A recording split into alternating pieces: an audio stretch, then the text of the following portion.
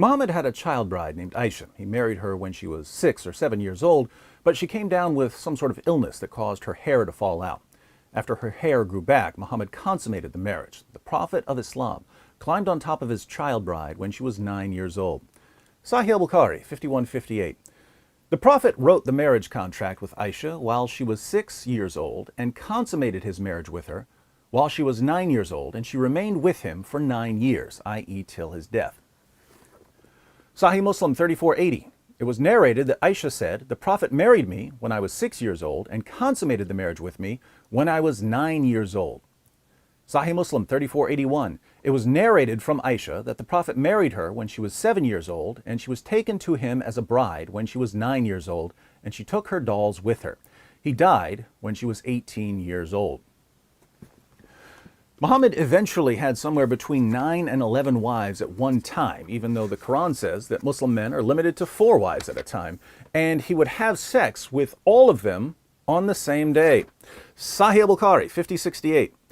The Prophet used to go around, have sexual relations with all his wives in one night, and he had 9 wives.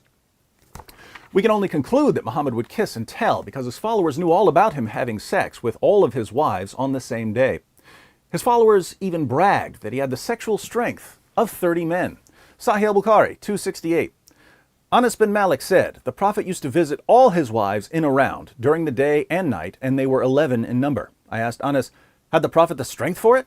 Anas replied, "We used to say that the Prophet was given the strength of 30 men. And Sayyid said, on the authority of Qatada, that Anas had told him about 9 wives only, not 11. Porn stars ain't got nothing on the Prophet of Islam. Muhammad's reputation spread until people didn't even want him marrying their daughters because they thought of him as a womanizer. A woman named Layla once offered herself to Muhammad as a wife, and Muhammad accepted her proposal. Let's read about her family's reaction in the History of At-Tabari, Volume 9, page 139. She went back to her people and said that the messenger of God had married her. They said, "What a bad thing you have done. You are a self-respecting woman, but the Prophet is a womanizer. Seek an annulment from him." She went back to the Prophet and asked him to revoke the marriage, and he complied with her request. So Muhammad was known as a womanizer, but of all his wives and sex slaves, his child bride Aisha was his favorite. He even asked his followers why they would marry an adult woman when they could fondle little girls. Sahih al-Bukhari, 5080. Narrated Jabir ibn Abdullah, "When I got married, Allah's messenger said to me, 'What type of lady have you married?' I replied, 'I have married a matron.' He said, 'Why? Don't you have a liking for the virgins and for fondling them?' Jabir also said, 'Allah's messenger said, 'Why didn't you marry a young girl so that you might play with her, and she with you?'" Now, if you're a normally functioning man without serious mental health issues, you have to be wondering why any grown man would be attracted to a little girl more than to a grown woman. But Muhammad tries to explain it to us, and he tries to explain his preference by comparing Aisha to food that's better than other food. Sahih al-Bukhari, 3411. Allah's messenger said, "Many amongst men reach the level of perfection, but none amongst the women reach this level except Asiya, Pharaoh's wife, and Mary, the daughter of Imran.